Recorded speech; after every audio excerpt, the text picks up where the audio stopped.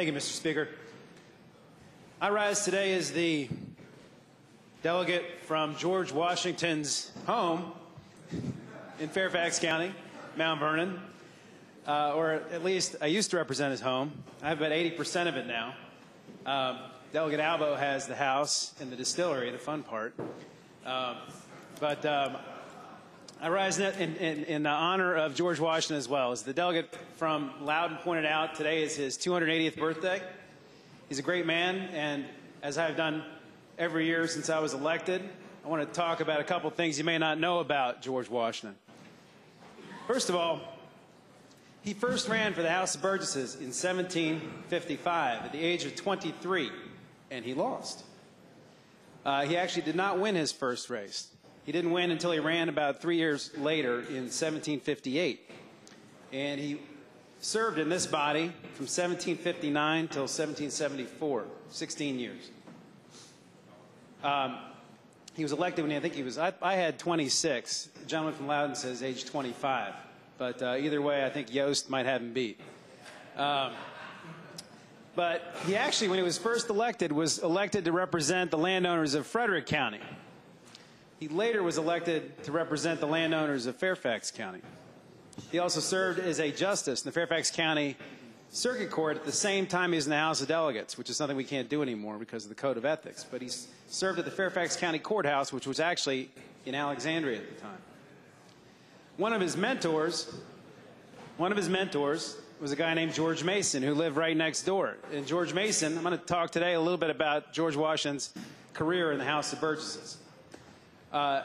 George Mason used to write a lot of his bills for him and a lot of his resolutions. They were co-members of Pohick Church together. They were also co-members of the Fairfax County Court and many Fairfax County committees, which I'm going to talk about in a second. One of his accomplishments, which I noted when cruising the internet last night, was that George Washington actually wrote and passed the charter for the town of Woodstock in 1761. He had a lot of land holdings in Western Virginia. But he's touched our state in many ways, as recognized by the statue in our rotunda, the statue in our Capitol Square. He's one of our most important citizens. While he was elected, a guy from Hanover County showed up after a special election in 1765 named Patrick Henry.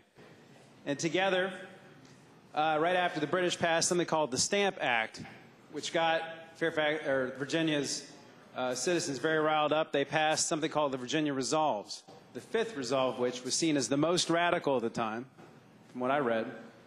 The fifth resolve said that only the General Assembly of Virginia had the power to lay taxes on its inhabitants, something we haven't done in a while. But we had to fight for that right, and at the time it was seen as actually a fairly radical thing for us to have that power, because of course it was the power of the king. Later on, after things got really bad, in 1774, General Washington, and that's what we call him back in Mount Vernon, we call him General Washington, not President Washington, chaired a meeting in Alexandria to respond to the British Intolerable Acts, where George Washington said that they intended to define our constitutional rights.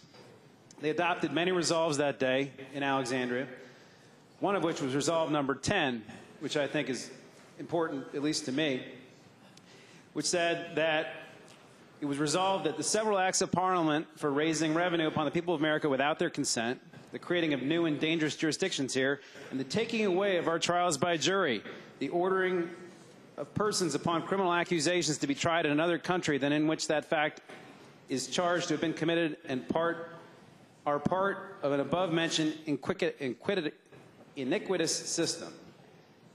In other words, the right to trial by jury, the right to have facts decided by jury, not revisited, the fact to be tried in the county you live in was very important to these guys. They also, interestingly, in those Fairfax County resolves, condemned the practice of importing slaves. Also point out that George Washington was one of the few founding fathers to free his slaves upon his death. These resolves went on to become the Virginia Resolves in August of 1774, and then the resolves of the Continental Congress in October of 1774, which ultimately resulted in the Virginia Declaration of Rights, which was the foundation for our Bill of Rights. George Washington chaired many of these committees and attended just about every one of them all throughout this process. He ended up He was placed in charge of the Continental Army in 1775 at the age of 43 years old, and he had to resign his seat in the House of Burgesses at that point, and the rest is history. So today on his 208th birthday, Mr. Speaker, we honor the man that founded our country.